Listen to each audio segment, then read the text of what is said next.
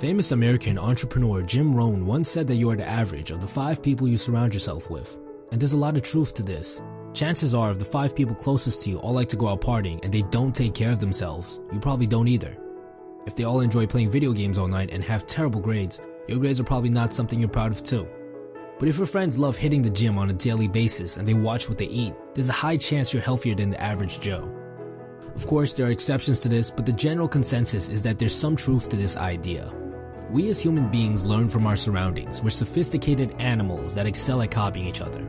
This is largely where things like culture, slang, accents, and even traditions come from.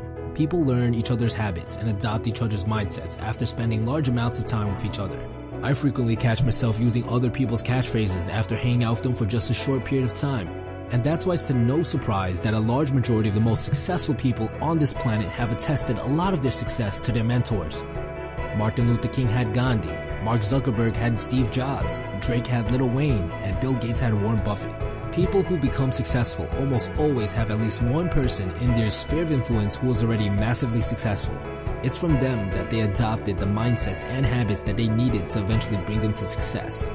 However, you might say, well, I don't know anyone who's successful, my friends are just average people. But this is where the benefit of reading comes into play.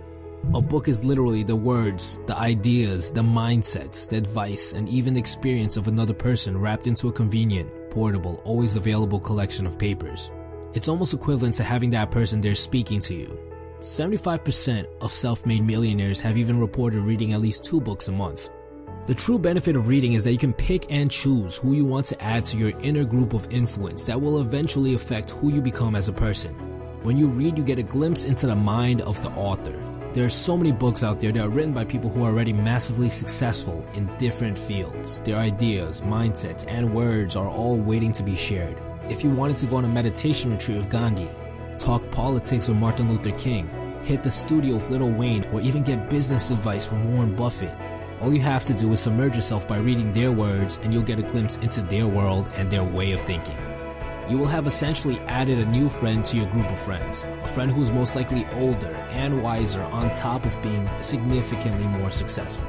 And when you do that, you start adopting some of their mindsets and their habits, because that's what we do as humans. We copy each other. And this is what eventually brings you closer to success. So challenge yourself to read. My personal New Year's resolution this year is to read at least 1 book a week, so expect some videos about big concepts that may come across.